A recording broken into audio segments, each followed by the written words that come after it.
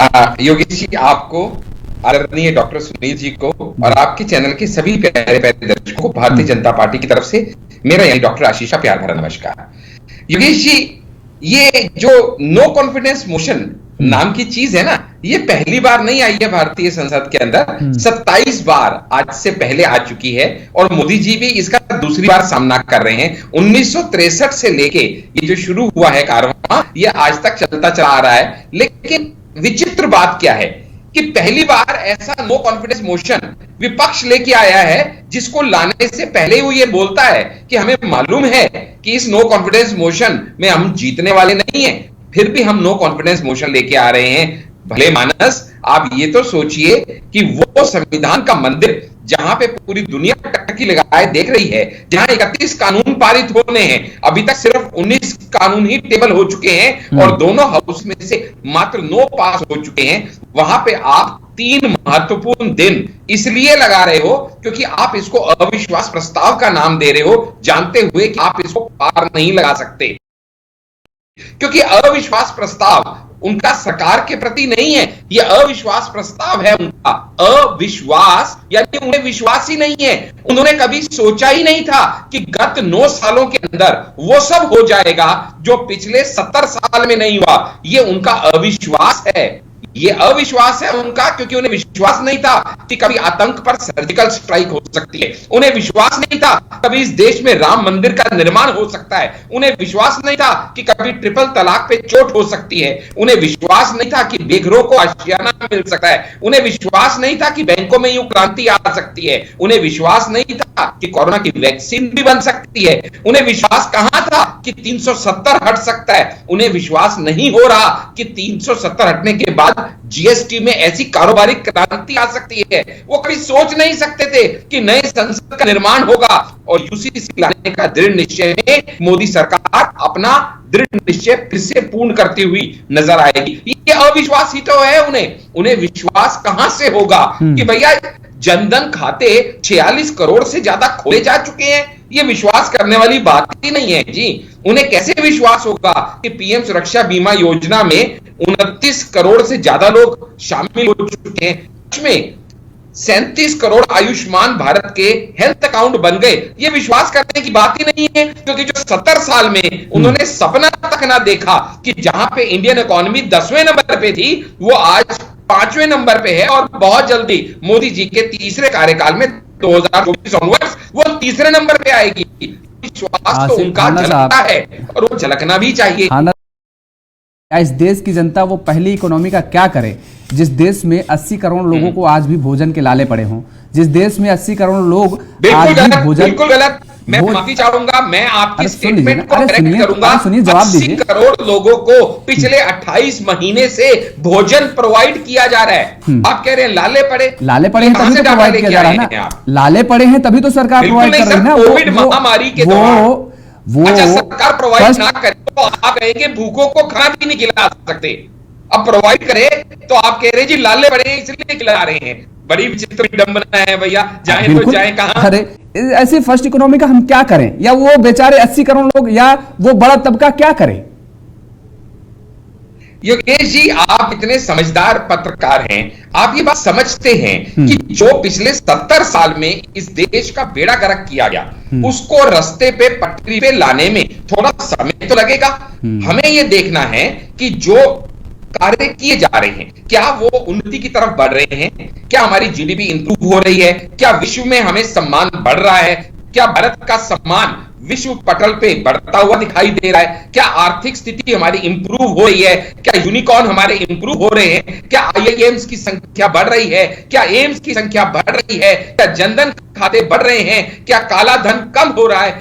हरियाणा वहां पर जल रहा है, क्या मैसेज जा रहा होगा विदेशों में, आपको इसका अंदाजा नहीं है। वही मैसेज जा रहा होगा योगेश जी, जो मैसेज देने का प्रयास एंटी इंडिया टूलकिट ब्रिगेड के लोग कर रहे हैं। ये साजिश है, ये षड्यंत्र है बढ़ते हुए भारत के कदमों को रोकने की, भारत का नाम खराब करने की। जानबूझ के जब भी कोई बड़ा इवेंट होने वाला होता है, उससे पहले इस तरह के षड्यंत्रकारी कदम उठाए जाना, चाहे वो अडानी ग्रुप को टारगेट किए जाना हो, चाहे बीबीसी का ले आना हो, चाहे वो ऐसे बहुत सारे मुद्दे हैं, वो सब आज हमारा विषय शायद नहीं है, इतना डिटेल में जाएंगे। लेकिन हमें सिर्फ ये समझना होगा कि ऐसे में जो भारत की उन्नति के पथ पे भारत को होना चाहिए, क्या भारत उन्नति के पथ पे अग्रसर है या नहीं है? यानी कहने का मतलब क्या हमारा आज हमारे कल से बेहतर है या नहीं है, ये हमें ध्यान रखना होगा। बोल रहे थे हांडा साहब जी, सीधा आपका रुख करेंगे। अभी आपने सुना होगा कि कहीं ऐसा तो नहीं कि जो चीन चाल चल रहा है उसके लिए जो पैसा जा रहा है, वो बता रहे हैं कि एक्सपोर्ट घट गया है, इंपोर्ट बढ़ गया है। योगेश जी, बड़ा ही विचित्र विडंबना है ये इस देश की कि यहाँ पे सबसे पुरानी पार्टी जिसका नाम है कांग्रेस पार्टी, उसका चरित्र ये हो चुका है कि उल्टा चोर कोतवाल को डांटे। आपको पता होगा, अभी हमारे वरिष्ठ पत्रकार साहब डॉक्टर सुनील जी ने भी ये विषय उठाया कि हम सबको ये जानकारी थी कि आज राहुल गांधी जी स्टार्ट करने वाले हैं और हम सब बेसब्री से इस चीज का इंतजार कर रहे थे। यकीन रखिएगा, दिल से कह रहा हूं, कांग्रेसियों को राहुल गांधी का इतना इंतजार नहीं होता जितना हम बीजेपी वालों को होता है, क्योंकि हमारे स्टार प्रचारक तो वही है। इसीलिए हमारे प्रहलाद जोशी जी ने तो सामने से कहा कि भैया हम तो राह तक रहे थे, कहां रह गए राहुल गांधी, शायद थोड़ा लेट उठे होंगे। पर गौरव गोगोई जी ने स्टार्ट किया और राहुल गांधी जी क्यों नहीं आए वो कभी कांग्रेसी नहीं बताएंगे, मैं बता देता हूं डॉक्टर सुनील को। वो इसलिए नहीं आए क्योंकि उनके आने से पहले ये चर्चा हवा में उड़ चुकी थी कि आज राहुल गांधी जी का स्वागत जो है वो ये एक सवाल के साथ किया जाएगा कि चाइना के साथ कांग्रेस का ये रिश्ता क्या कहलाता है। ये रिश्ता क्या कहलाता है जिसके चलते हुए राहुल गांधी के पिताजी को राजीव आदरणीय स्वर्गीय राजीव गांधी फाउंडेशन को 2005-6 में चाइना से फंडिंग मिली। क्यों मिली भाई उनको फंडिंग, आज तक कोई जवाब नहीं आया। ये रिश्ता क्या कहलाता है वो कभी नहीं बताएंगे।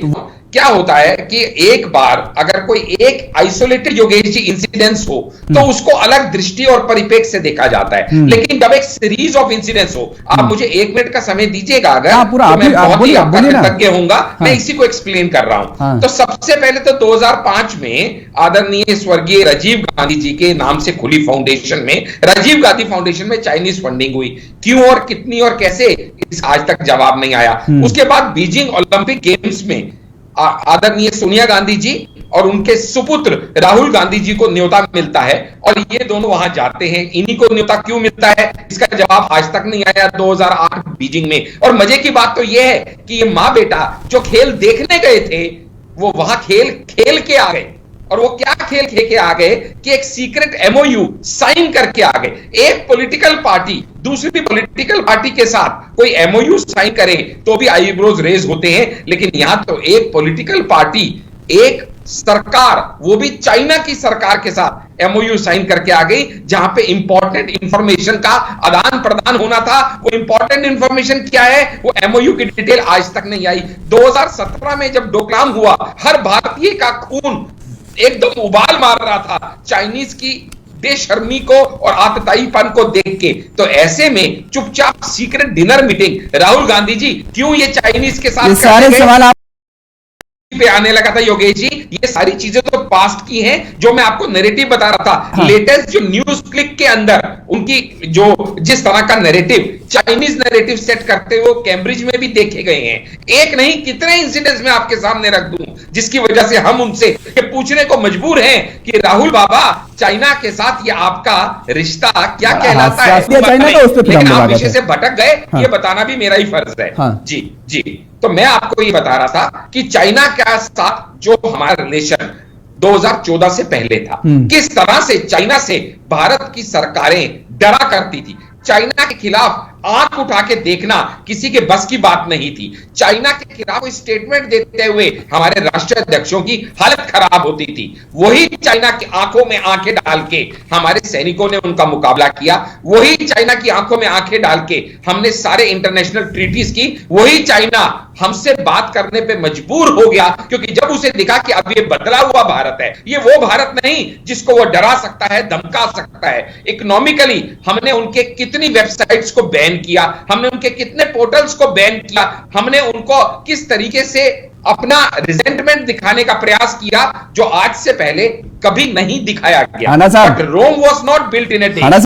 जरा देखिएगा तो ये हकीकत है हम ये नहीं कह रहे हैं, सर चलो ठीक है। हकीकत तो है, लेकिन हाँ, ये भी हकीकत है कि 3 करोड़ परिवारों को पक्का घर इसी सरकार ने दिया है। 12 करोड़ देखिए आप आ गए, अभी आप इसी सरकार चलिए ने ठीक दिया है। है। अब आप कहां पर आ गए? अब ठीक है, कौशिक साहब से थोड़ा समझ लेते हैं। नहीं देखेंगे आप सुई देखेंगे नहीं, ये हम हर चीज देखेंगे, हम एक चीज नहीं देखेंगे। खाना साहब, हमारी नजरें हर तरफ जाएंगी और जिस मुद्दे पर जब चर्चा होगी उस मुद्दे पर सवाल उठेंगे। 27 करोड़ मुद्रा लोन किसने दिए ये भी तो देखिएगा। ये नहीं, सारी चीजें देखिए, जो चीजें हैं जो सराहने वाली हैं उनको सराहा जाएगा, जो चीजें सराहने वाली उनको सराहा जाएगा, ऐसा थोड़ी ना है। उनको सराहते हैं। पिछले 2 कौशिक जी, सालों में ठीक है, मेडिकल कॉलेजेस डबल हो गए, आप ये नहीं देखेंगे? हम देखेंगे हाना साहब, बात ही नहीं है। बात समस्या ये है कि आप चर्चा किसी और पे शुरुआत करते हो, उस वक्त आ कहीं और जाते हैं। IIM बने, चलिए ठीक है, 2 साल में 7 नए IIM बन गए, ठीक है, 7 नए IIT बन गए, ये नहीं देखेंगे? देखेंगे रोड डेवलपमेंट किसने किया? चाइना के आसपास कोई बॉर्डर रोड डेवलपमेंट करते हुए पुरानी सरकारों की कौशिक जी को बता लेने दीजिए। कौशिक जी, किसने वहां पुल बनाए, देखो किसने वहां योगेश जी, सुरंगें बनाई, जो ये भी सारा नहीं देखेंगे आप? नहीं, हम सब कुछ देखेंगे हाना साहब जी, लेकिन जहां पर मिस्टेक होंगे वहां पर सवाल उठने लाजमी है। हम कह रहे हैं ना कि कंघी भी आज चाइना से आ रही है। नहीं, हमने एक उदाहरण दिया क्योंकि हम बहुत बड़ी बड़ी बातें अंतरराष्ट्रीय लेवल पर LAC की बात नहीं करेंगे ना।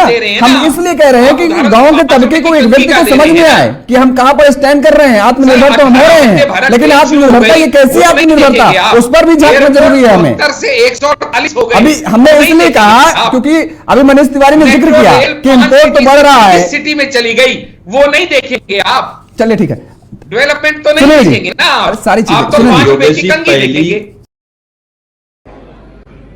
सर, हमारी मांग स्पष्ट थी कि देश के मुखिया होने के नाते प्रधानमंत्री सदन में आए, अपनी बात रखे, अपनी संवेदना प्रकट करे और उस पर सारे पार्टी समर्थन दे और मणिपुर को एक संदेश जाए कि इस दुख की घड़ी में पूरा सदन मणिपुर के साथ है, हम मणिपुर में शांति चाहते हैं। गौरव गोगोई जब बोल रहे थे इस कांग्रेस पार्टी को शहादत के बारे में, लोगों का क्या बलिदान है इसके बारे में कुछ पता नहीं है। इन्होंने मणिपुर की बात की और पूरे देश को नहीं, पूरे संसद को जो है इन्होंने चैलेंज किया कि आप लोग में से बहुत लोग मणिपुर नहीं गए होंगे, मणिपुर नहीं देखा है आपने। मैं मणिपुर के इतिहास का भुक्तभोगी हूं। मेरे मामा NK तिवारी 73 में अपनी पैर जो है वो गंवा चुके मणिपुर में, और 1989-90 में मणिपुर में उनके ऊपर अटैक हुआ। CRPF के वो DIG हुआ करते थे। और जो जगमोहन जी ने अपनी किताब लिखी है माई फ्रोजन टर्बुलेंस इन कश्मीर, उसमें उन्होंने 10 बार जिक्र किया है कि यदि NK तिवारी जैसे अफसर नहीं होते तो शायद कश्मीर नहीं बचा पाते। और वही NK तिवारी जब मणिपुर में IG बनकर गए तो आपकी सरकार ने उसी ओपीएम लॉबी के तहत उनको गिरफ्तार कर लिया और कोर्ट ने कहा कि ये आप कर सकते हैं। आप राष्ट्रवाद की बात करते हो, आप मणिपुर की बात करते हो। आपने अभी कहा कि असम में समझौता हुआ, आप तो असम के हैं, सांसद हैं। क्या 83 के चुनाव में कितने % लोगों ने असम में वोट दिया था? तो आपने सुना गौरव गोगोई को भी और निशिकांत दुबे को भी। हमारे साथ 2 मेहमान फिलहाल जुड़े हुए हैं और इसी मुद्दे पर चर्चा करेंगे। भारतीय जनता पार्टी के नेता हैं डॉक्टर आशीष हांडा जी हैं और डॉक्टर सुनील कौशिक जी हैं, वरिष्ठ पत्रकार हैं। आप दोनों मेहमानों का बहुत बहुत स्वागत है। हांडा साहब, कांग्रेस के नेता गौरव गोगोई जी बोल रहे थे, अभी आप सुने भी होंगे। वो कह रहे हैं कि प्रधानमंत्री नरेंद्र मोदी जी को आना चाहिए था और वो उम्मीद करते थे, पूरा विपक्ष उम्मीद करता था कि वो आते, संवेदनाएं प्रकट करते, पूरा विपक्ष उनके साथ था। लेकिन ऐसी तस्वीर जब नहीं देखने को मिली तब मजबूरी में उन्हें अविश्वास प्रस्ताव लाना पड़ा और आज उस पर चर्चा भी हो रही है। योगेश जी, आपको, आदरणीय डॉक्टर सुनील जी को और आपके चैनल के सभी प्यारे प्यारे दर्शकों को भारतीय जनता पार्टी की तरफ से मेरा यानी डॉक्टर आशीष का प्यार भरा नमस्कार। योगेश जी, ये जो नो कॉन्फिडेंस मोशन नाम की चीज है ना, ये पहली बार नहीं आई है भारतीय संसद के अंदर। 27 बार आज से पहले आ चुकी है और मोदी जी भी इसका दूसरी बार सामना कर रहे हैं। 1963 से लेके ये जो शुरू हुआ है कारवां, ये आज तक चलता चला आ रहा है। लेकिन विचित्र बात क्या है कि पहली बार ऐसा नो कॉन्फिडेंस मोशन विपक्ष लेके आया है जिसको लाने से पहले वो ये बोलता है कि हमें मालूम है कि इस नो कॉन्फिडेंस मोशन में हम जीतने वाले नहीं है, फिर भी हम नो कॉन्फिडेंस मोशन लेके आ रहे हैं।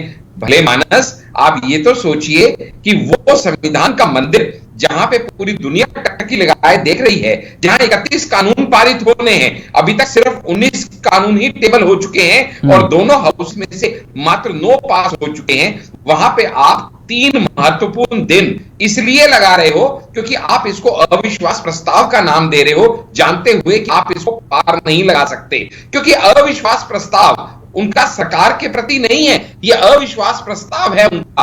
अविश्वास यानी उन्हें विश्वास ही नहीं है, उन्होंने कभी सोचा ही नहीं था कि गत 9 सालों के अंदर वो सब हो जाएगा जो पिछले 70 साल में नहीं हुआ। ये उनका अविश्वास है, ये अविश्वास है उनका, क्योंकि उन्हें विश्वास नहीं था कि कभी आतंक पर सर्जिकल स्ट्राइक हो सकती है, उन्हें विश्वास नहीं था कभी इस देश में राम मंदिर का निर्माण हो सकता है, उन्हें विश्वास नहीं था कि कभी ट्रिपल तलाक पे चोट हो सकती है, उन्हें विश्वास नहीं था कि बेघरों को आशियाना मिल सकता है, उन्हें विश्वास नहीं था कि बैंकों में यूं क्रांति आ सकती है, उन्हें विश्वास नहीं था कि कोरोना की वैक्सीन भी बन सकती है, उन्हें विश्वास कहां था कि 370 हट सकता है, उन्हें विश्वास नहीं हो रहा कि 370 हटने के बाद जीएसटी में ऐसी कारोबारी क्रांति आ सकती है। वो कभी सोच नहीं सकते थे कि नए संसद का निर्माण होगा और यूसीसी लाने का दृढ़ निश्चय में मोदी सरकार अपना दृढ़ निश्चय फिर से पूर्ण करती हुई नजर आएगी। ये अविश्वास ही तो है उन्हें विश्वास कहां से होगा कि भैया जनधन खाते 46 करोड़ से ज्यादा खोले जा चुके हैं, ये विश्वास करने वाली बात ही नहीं है जी। उन्हें कैसे विश्वास होगा कि पीएम सुरक्षा बीमा योजना में 29 करोड़ से ज्यादा लोग शामिल हो चुके हैं, उसमें 37 करोड़ आयुष्मान भारत के हेल्थ अकाउंट बन गए। ये विश्वास करने की बात ही नहीं है, क्योंकि जो 70 साल में उन्होंने सपना तक ना देखा कि जहां पे इंडियन इकोनॉमी 10वें नंबर पे थी, वो आज 5वें नंबर पे है और बहुत जल्दी मोदी जी के तीसरे कार्यकाल में 2024 ऑनवर्ड्स वो तीसरे नंबर पे आएगी। विश्वास तो उनका झलकता है और वो झलकना भी चाहिए। आनंद साहब, आपने बहुत सारी योजनाएं गिना दी। हम ऐसी फर्स्ट इकोनॉमी, आप कह रहे हैं 5वीं तीसरी, हम फर्स्ट कह रहे हैं, हम ऐसी पहली इकोनॉमी का क्या करें, या इस देश की जनता वो पहली इकोनॉमी का क्या करे जिस देश में 80 करोड़ लोगों को आज भी भोजन के लाले पड़े हों, जिस देश में 80 करोड़ लोग आज भी भोजन। बिल्कुल गलत, मैं माफी चाहूंगा, मैं आपकी स्टेटमेंट को करेक्ट करूंगा। सुनिए, जवाब दीजिए। 80 करोड़ लोगों को पिछले 28 महीने से भोजन प्रोवाइड किया जा रहा है। आप कह रहे हैं लाले पड़े हैं तभी तो प्रोवाइड किया जा रहा है ना, लाले पड़े हैं तभी तो सरकार प्रोवाइड कर रही है ना। कोविड महामारी के दौरान वो सरकार प्रोवाइड ना करे तो आप कहेंगे भूखों को खाना भी नहीं खिला सकते, अब प्रोवाइड करे तो आप कह रहे हैं जी लाले पड़े हैं इसलिए खिला रहे हैं। बड़ी विचित्र विडंबना है भैया, जाए तो जाए कहां। अरे ये हाना साहब, हम फर्स्ट इकोनॉमी पहुंच जाएं, हम कह रहे हैं, हम एग्जाम्पल दे रहे हैं, हम पहली इकोनॉमी पर पहुंच जाएं और पूरे देश का पैसा चंद लोगों के हाथ में हो, चंद लोगों की मुट्ठी में हो, और देश की एक बड़ा तबका, बड़ी आबादी जिसके पास खाने के लिए पैसे ना हो, उसको सरकार का सहारा लेना पड़े, वो सरकार पर निर्भर हो।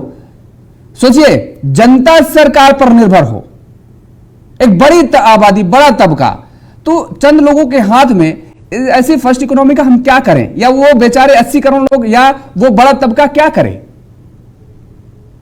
योगेश जी, आप इतने समझदार पत्रकार हैं, आप ये बात समझते हैं कि जो पिछले 70 साल में इस देश का बेड़ा गर्क किया गया, उसको रास्ते पे, पटरी पे लाने में थोड़ा समय तो लगेगा। हमें ये देखना है कि जो कार्य किए जा रहे हैं, क्या वो उन्नति की तरफ बढ़ रहे हैं, क्या हमारी जीडीपी इंप्रूव हो रही है, क्या विश्व में हमें सम्मान बढ़ रहा है, क्या भारत का सम्मान विश्व पटल पे बढ़ता हुआ दिखाई दे रहा है, क्या आर्थिक स्थिति हमारी इंप्रूव हो रही है, क्या यूनिकॉर्न हमारे इंप्रूव हो रहे हैं, क्या आईआईएम्स की संख्या बढ़ रही है, क्या एम्स की संख्या बढ़ रही है, क्या जनधन खाते बढ़ रहे हैं, क्या काला धन कम हो रहा है, क्या सारे सवालों के जवाब हालांकि कांग्रेस के नेता होते तो वो देते, मुझे लगता है बेहतर होता। एम्स का भी आप जिक्र कर रहे हैं, सही रास्ते पे हैं या नहीं? आप पता करिएगा, मुझे जानकारी है और आप भी पता करिएगा, आपके जिन जिन जिलों में एम्स बने हैं उन जिलों के नेता या जो बड़ा बिजनेसमैन है उन जिलों में, क्या उन जिलों में एम्स में वो इलाज करा रहा है क्या? वो सीधे दिल्ली भागता है, सीधे दिल्ली भागता है, उसके बाद या तो फिर चंडीगढ़ भागेगा। पता करिएगा, मैं बिल्कुल जमीनी हकीकत बता रहा हूं। और सुनिए, अरे सुनिए तो मैं ये नहीं कह रहा हूं, अच्छी बात है, ग्रोथ हो रहा है। हम सवाल पूछ रहे हैं जो बिल्कुल ग्राउंड लेवल से जुड़ा हुआ है, हम उसको जानना चाहते हैं। हम नहीं, देश की जनता, देश की आबादी जानना चाहती है। आप कह रहे हैं देश में विदेशों में डंका बज रहा है, अच्छी बात है, मैं भी कह रहा हूं बज रहा है और बजना चाहिए। लेकिन जिस तरीके से मणिपुर जला और जिस तरीके से हरियाणा G20 समिट होने वाली है, जहां पर इस कार्यक्रम का आयोजन होगा, वहां से महज 80 से 100 किलोमीटर मुझे लगता है दूरी होगी, हरियाणा वहां पर जल रहा है। क्या मैसेज जा रहा होगा विदेशों में, आपको इसका अंदाजा नहीं है? वही मैसेज जा रहा होगा योगेश जी, जो मैसेज देने का प्रयास एंटी इंडिया टूलकिट ब्रिगेड के लोग कर रहे हैं। ये साजिश है, ये षड्यंत्र है, बढ़ते हुए भारत के कदमों को रोकने की, भारत का नाम खराब करने की। जानबूझ के जब भी कोई बड़ा इवेंट होने वाला होता है, उससे पहले इस तरह के षड्यंत्रकारी कदम उठाए जाना, चाहे वो अडानी ग्रुप को टारगेट किए जाना हो, चाहे बीबीसी का ले आना हो, चाहे वो ऐसे बहुत सारे मुद्दे हैं, वो सब आज हमारा विषय शायद नहीं है, इतना डिटेल में जाएंगे। लेकिन हमें सिर्फ ये समझना होगा कि ऐसे में जो भारत की उन्नति के पथ पे भारत को होना चाहिए, क्या भारत उन्नति के पथ पे अग्रसर है या नहीं है? यानी कहने का मतलब, क्या हमारा आज हमारे कल से बेहतर है या नहीं है, ये हमें ध्यान रखना होगा। और अगर आप उन चीजों पे ध्यान रखेंगे तो कोई भी व्यक्ति जो थोड़ा सा भी स्टैटिस्टिक्स रोकेंगे। आनंद साहब, इस वक्त बड़ी खबर आ रही है, राहुल गांधी के एक और पदयात्रा का आगाज होगा। कांग्रेस नेता नाना पटोले ने इस बात की जानकारी दी है। बड़ी खबर है इस वक्त की, अब गुजरात से मेघालय तक ये यात्रा होगी। राहुल गांधी दूसरी यात्रा निकालेंगे और ये गुजरात से मेघालय की निकालेंगे। राहुल गांधी की भारत जोड़ो यात्रा का दूसरा चरण बेहद जल्द शुरू होने वाला है। अब गुजरात से मेघालय तक ये यात्रा जाएगी। कांग्रेस नेता नाना पटोले ने इस बात की। डॉक्टर सुनील कौशिक जी हमारे साथ जुड़े हुए हैं, वरिष्ठ पत्रकार हैं। कौशिक जी, इसी मुद्दे पर आएंगे। ये बड़ी खबर अभी आ रही है कि दूसरे चरण की यात्रा राहुल गांधी जल्द ही करने जा रहे हैं। क्या कांग्रेस को या राहुल गांधी को इस बात का एहसास हो चुका है कि दरअसल उनकी पहली यात्रा जो भारत जोड़ो यात्रा रही है, उससे उनको बड़ा लाभ मिला है, और ऐसे में अब वो जमीन पर उतरकर जनता के बीच में जाने की ये दूसरी मुहिम शुरुआत करेंगे?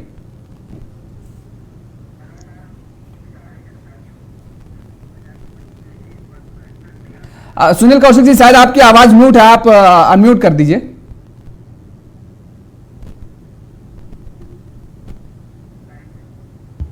आ रही है बात? हाँ, अब आ रही है, आप बोलिए अब। हाँ, अगर वो विपक्ष में बड़ा नेता होने के बाद उनकी जिम्मेदारी भी बनती है कि वो देश के हर कोने की आवाज को समझें। हो सकता है कि वो 2004 से 14 के बीच जनता की बातें न सुन पाए हों, न समझ पाए हों। अब मौका है उनका विपक्ष में होने के नाते। यही राहुल गांधी ने प्रधान पब्लिक के सामने, प्रेस के सामने फेंका भी था, तो उस समय हो सकता है बहुत सारी परिस्थितियां समझ में ना आ पाई हो, लेकिन अच्छी बात है ये। और ये जो आपने ब्रेकिंग न्यूज दिखाई, अभी 15 दिन पहले एक और ब्रेकिंग न्यूज थी कि उत्तर प्रदेश में वही पदयात्रा करेंगे, लेकिन उत्तर प्रदेश वाली यात्रा पता नहीं अखिलेश ने स्वीकृति दी कि नहीं दी, मायावती साथ होंगी कि नहीं होंगी, वो भी टाटा फेस हो गई उनकी।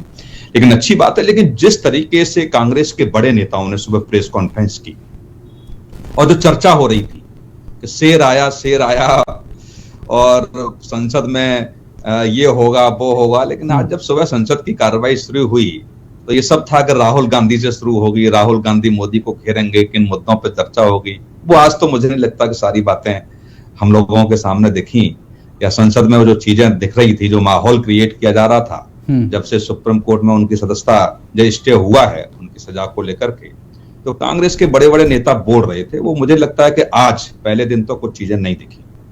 निश्चित तौर से उम्मीद भी थी, विपक्ष को भी उम्मीद थी, और जिस तरीके से जो चर्चाएं हो रही हैं, मैंने संसद की कई चर्चाएं बहुत देखी है नजदीकी से योगेश जी, जो माहौल क्रिएट किया जा रहा है, निश्चित तौर से अविश्वास प्रस्ताव नहीं था। इस बात का प्रस्ताव था कि विपक्ष इकट्ठा हुआ कि नहीं हुआ। बार बार विपक्ष बिखर रहा था, कोई एक मुद्दा ऐसा नहीं मिल पा रहा था 2014 के बाद कि किसी एक मुद्दे पर विपक्ष एक पटल पर आए। और राज्यसभा में 102 वोट पाकर के ये तो तय कर ही दिया विपक्ष ने कि एक साथ आ गया है विपक्ष, क्योंकि 102 वोट की उम्मीद भी नहीं की जा रही थी। लेकिन ठीक है, जो चीजें चल रही हैं देश में चलनी चाहिए, जनता से कनेक्ट विपक्ष को होना चाहिए, जो माहौल क्रिएट हो सकता है विपक्ष की तरफ से वो करना चाहिए। लेकिन क्या वास्तव में जनता से जुड़े मुद्दों को लेकर के विपक्ष चिंतित है कि नहीं है, ये सवाल खड़ा होता है।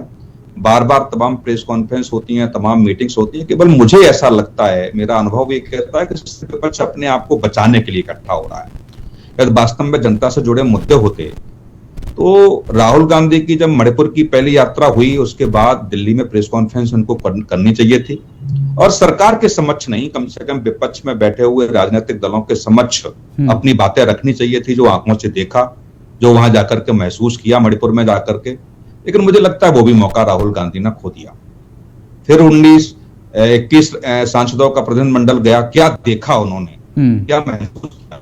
सरकार पर आरोप लगाना तो बहुत आसान होता है, बीजेपी ने भी यही किया है, और जो विपक्ष में होता है वो आरोप एक करता ही है, कहता ही है कि सरकार की जिम्मेदारी से भाग रही है, और सरकार भी यही कहती आई है। बहुत कई दशकों से हमने ये देखा है कि कार्रवाई होगी, देख रहे हैं, ये सब चीजें जो हैं, जैसे जम्मू कश्मीर को लेकर के आप देखते थे, अटैक हो गया, 2-4 सैनिक मारे गए, कि कड़ी कार्रवाई की जाएगी, ये किया जाएगा, वो सब देश सुनता आ रहा है।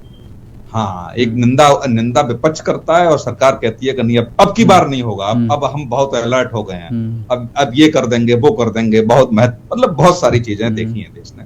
लेकिन जिस मुहायने पर देश गुजर रहा है, और जो आपने अभी मुद्दा उठाया इस डिबेट में, क्या अभी भी 80 करोड़ लोगों को भोजन देने की आवश्यकता है क्या?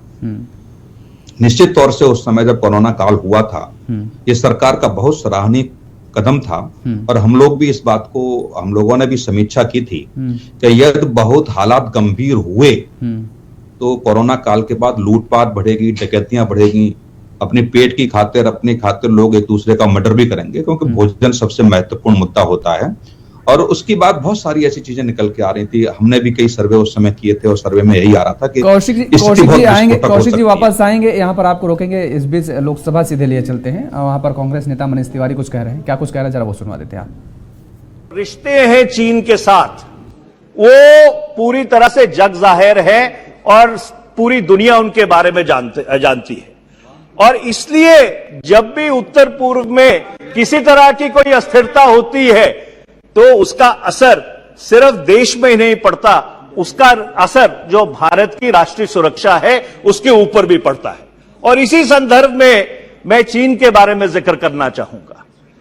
वर्ष 2020 में अप्रैल में नियंत्रण रेखा के पार भारत की सरहद में घुसपैठ हुई, और घुसपैठ एक जगह पे नहीं हुई, खिलाफ आक्रमण कर रहा है। उस आक्रमण करने के पैसे हम उनको दे रहे हैं ट्रेड डेफिसिट के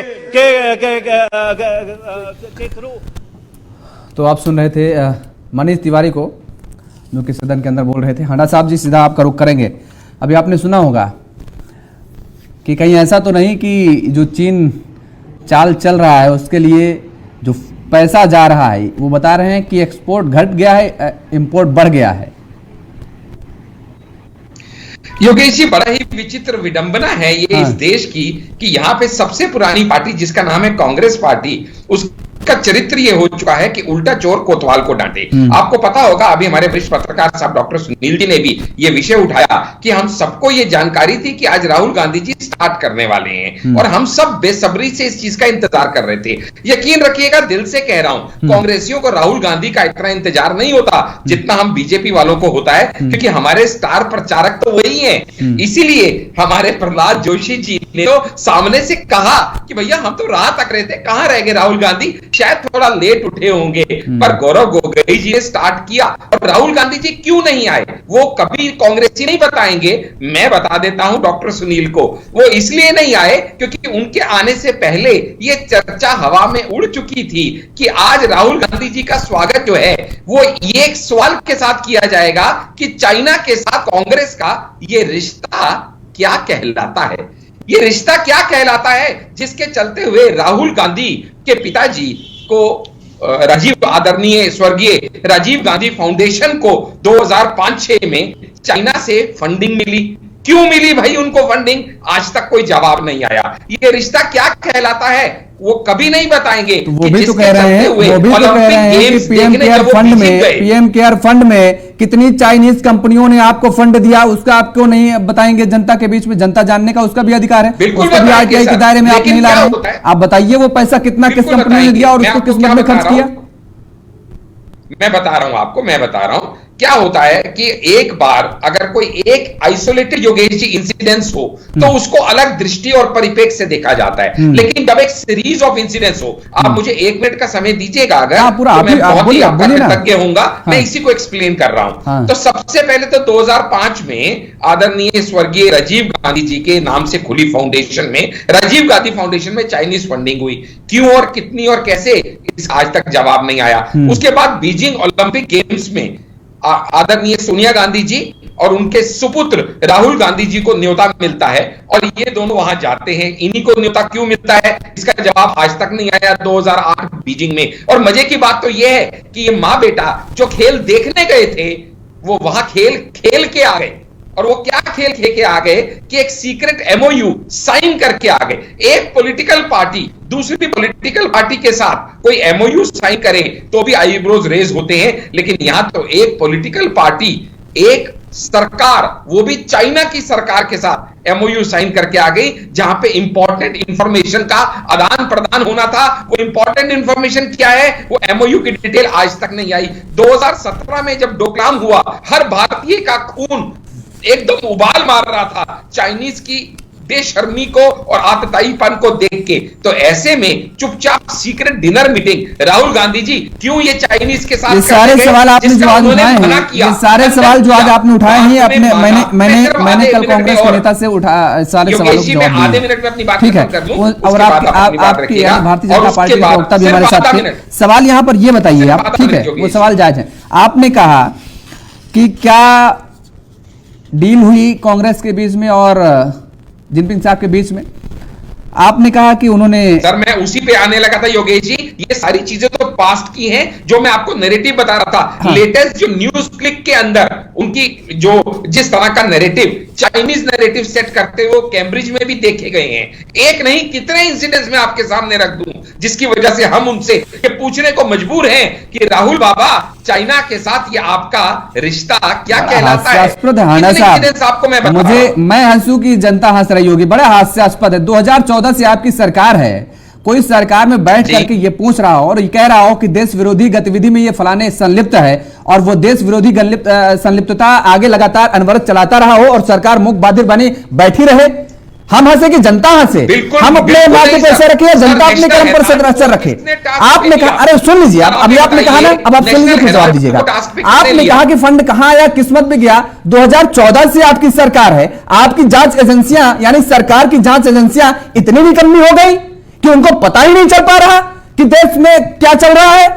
अरे क्यों नहीं सवाल उठाएंगे, उठेगा सवाल। और सुनिए हाना साहब आप कह रहे हैं न्यूज क्लिक पर तब आप बोल रहे हैं जब न्यूयॉर्क टाइम्स ने एक आर्टिकल छाप दिया 3 लाइन में, फिर से गलत। 2021 में सुनिए भाई, 2021 में ईडी ने छापा मारा, 2021 में ईडी ने छापा मारा। बहुत सीधा सवाल पूछ रहा हूं, बहुत सीधा जवाब चाहूंगा, बहुत सीधा सवाल, बहुत सीधा जवाब चाहूंगा, सीधा।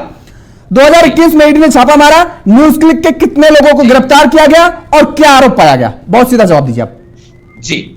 2021 में जब हमने उन पे छापे मारे तो ऑलरेडी वहां पे अनियमितता पाई गई, लेकिन उसके बाद क्या हुआ आप ये देखिएगा ना, एडिटर गिल्ड ऑफ इंडिया उनके उसी न्यूयॉर्क टाइम को फिर आपने पढ़ा नहीं पढ़ा? अच्छा आपने पढ़ा नहीं पढ़ा? नैरेटिव सेट एंटी इंडिया, आपने आर्टिकल पढ़ा कि नहीं पढ़ा? हांडा साहब पहले बताइए, साथ आके खड़े आपने आर्टिकल पढ़ा कि नहीं पढ़ा? हांडा साहब ये बताइए, या केवल जो चल रहा है उसको आपने सुन के बोला? आप बोले आर्टिकल आपने पढ़ा कि नहीं पढ़ा? मैंने बिल्कुल सारा कुछ पढ़ा है सर, पढ़ा ना आपने? तो उसमें कहीं इस बात का मेंशन था कि सरकार इस बात के सबूत दे पाई है कि न्यूज क्लिक देश विरोधी गतिविधि में संलिप्त है, उसमें कहीं किसी लाइन में था? अगर हो तो वो आप मुझे सेंड करिए। देखिएगा ऐसा होता है योगेश, नहीं अब हम ऐसे जवाब दीजिए, पहले था कहीं ऐसा कि नहीं था, ये बताइए आप।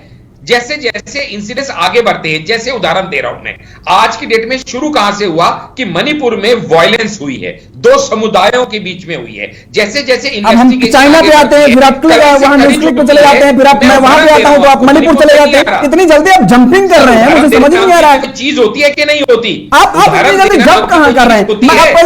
आप पहले चाइना पे हमने सवाल उठाया, आपने चाइना का सवाल का जवाब नहीं दिया, आप आ गए यहां पर, ठीक है, की रिपोर्ट आई न्यूयॉर्क टाइम्स की, आप आ गए राहुल गांधी पे, हम राहुल गांधी पे न्यूज क्लिक पर आए, तो अब आप मणिपुर पर चले गए योगेश 19 बार। योगेश जी आप सुनने का, योगेश जी आप मॉड्यूलेटर हैं, आपका सवाल करना जायज है। नहीं, हम सवाल करेंगे, कांग्रेस में नेता होते हैं, उनके प्रवक्ता होते हैं, तो मैं उनसे पूछता, फिर वो आप जवाब देंगे, क्योंकि मैं तो आपसे सवाल पूछूंगा ना, हम भी जानना चाहेंगे, देश की जनता भी जानना चाहेगी।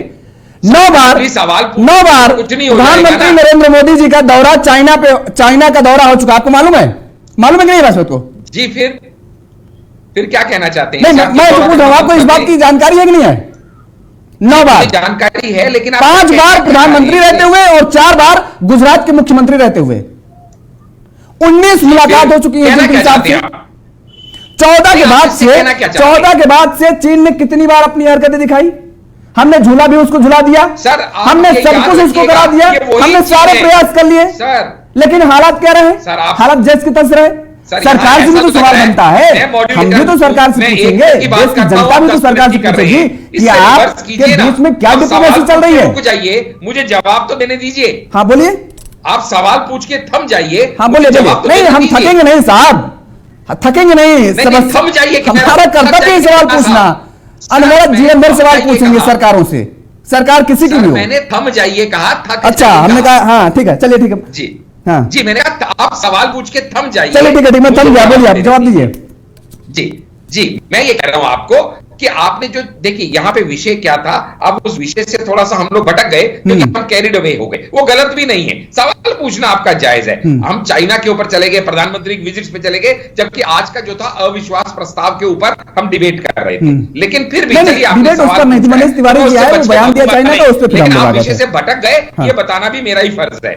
जी तो मैं आपको ये बता रहा था कि चाइना के साथ जो हमारा रिलेशन 2014 से पहले था, किस तरह से चाइना से भारत की सरकारें डरा करती थी, चाइना के खिलाफ आंख उठा के देखना किसी के बस की बात नहीं थी, चाइना के खिलाफ स्टेटमेंट देते हुए हमारे राष्ट्रीय अध्यक्षों की हालत खराब होती थी, वही चाइना की आंखों में आंखें डाल के हमारे सैनिकों ने उनका मुकाबला किया, वही चाइना की आंखों में आंखें डाल के हमने सारे इंटरनेशनल ट्रीटीज की, वही चाइना हमसे बात करने पे मजबूर हो गया क्योंकि जब उसे दिखा कि अब ये बदला हुआ भारत है, ये वो भारत नहीं जिसको वो डरा सकता है, धमका सकता है। इकोनॉमिकली हमने उनके कितनी वेबसाइट्स को बैन किया, हमने उनके कितने पोर्टल्स को बैन किया, हमने उनको किस तरीके से अपना रिजेंटमेंट दिखाने का प्रयास किया जो आज से पहले कभी नहीं दिखाया गया। But Rome was not built in a day. आपको अच्छे से मैं बहुत बड़ी बातें तो नहीं करता ना, मुझे बहुत बड़ी बातें मुझे जानकारी है,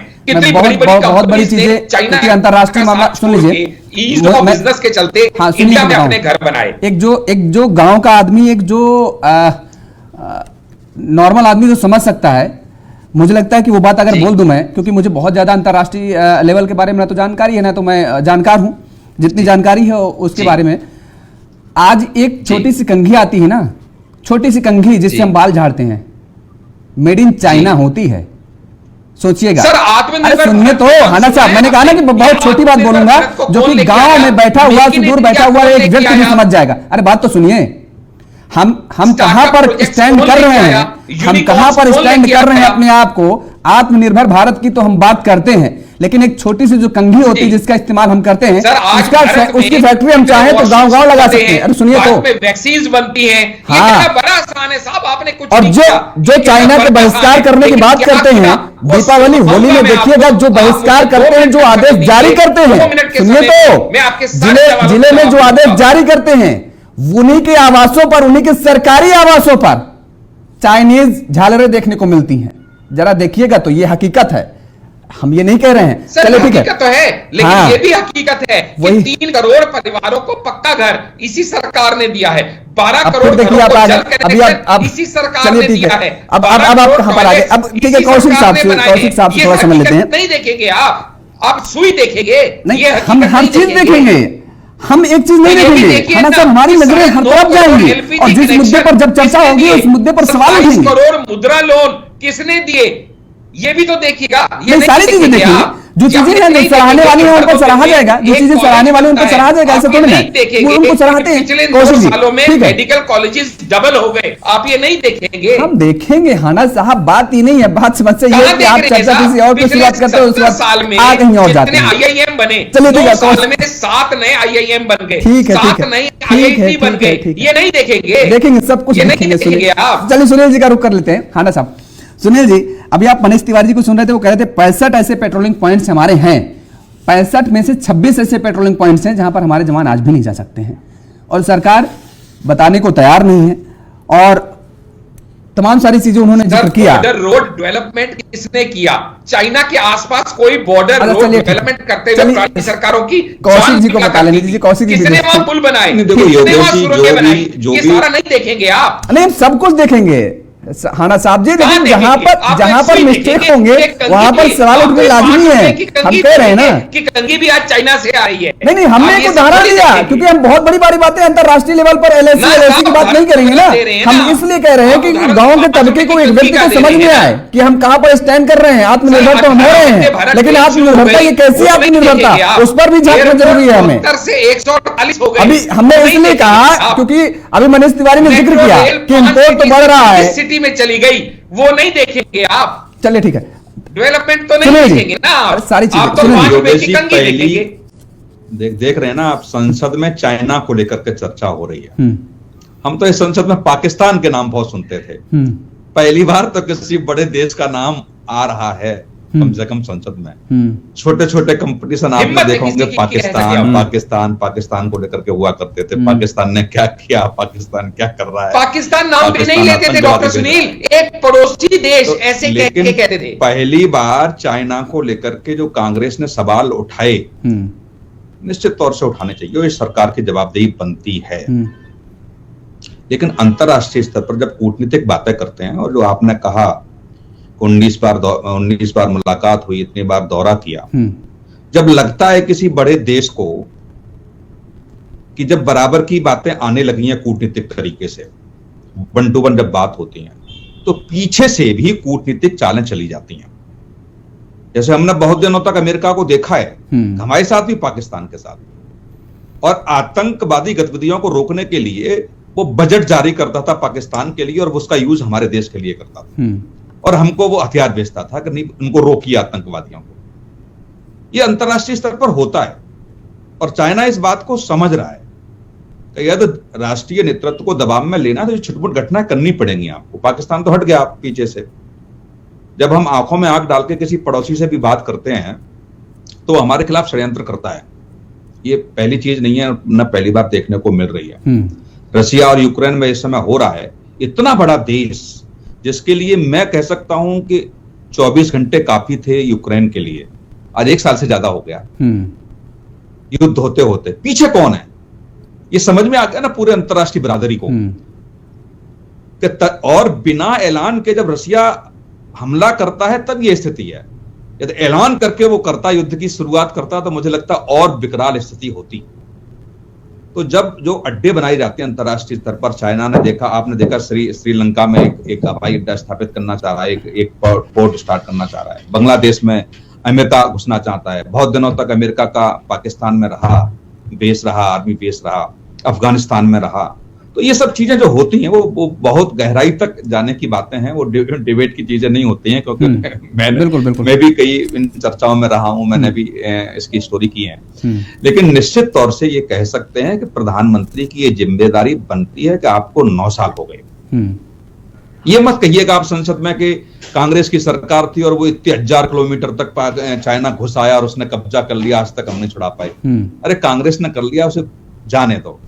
आपके रहते हुए आपका इतना अच्छा नेतृत्व है, देश का हर नागरिक आपको समझता है, और अंतरराष्ट्रीय स्तर पर जो छवि निकल के आई है, तो उसके बावजूद भी चाइना ऐसी हरकतें कर रहा है। और जो आंकड़े दिए वो आंकड़े मेरे पास भी हैं कि आयात और निर्यात का जब तक संतुलन नहीं होता है तब तक मुझे नहीं लगता किसी देश से आप लड़ पाते हैं। बिल्कुल आयात ज्यादा हो रहा है, निर्यात हम कम कर पा रहे हैं, तो निश्चित तौर से जो मुद्रा है वो मुद्रा का भंडारण वहां होगा, और वो एक अंतर्राष्ट्रीय स्तर पर जब हम चर्चा करेंगे बिल्कुल ठीक तो कह आप रहे हैं सर। देखेंगे और कि चाइना भारी पड़ता है। कांग्रेस पर आप सवाल उठा रहे हैं, कांग्रेस ने नहीं किया तभी तो कांग्रेस को आज जनता ने नकार दिया, तभी तो आज विपक्ष में बैठा हुआ कांग्रेस। आपको नहीं, क्या मैं लगता है वही इसलिए? कह रहा हूँ, मैं वही कह रहा हूँ बिल्कुल ठीक कि आप ये न करे बीजेपी के वो संसद में वही आरोप लगाए कि चाइना ने हाँ। को कांग्रेस ने क्या चलिए, किया। खाना साहब माफ कीजिए, क्योंकि निश्चित तौर समय से का मैं अभाव वही है। कह रहा हूँ। हाँ जी चलिए सर, आपको भी यहीं पर रोकेंगे, समय का अभाव है, इसलिए चर्चा को यहीं पर विराम देंगे। आप दोनों मेहमानों को हमारे साथ जुड़ने के लिए, समय देने के लिए बहुत बहुत धन्यवाद।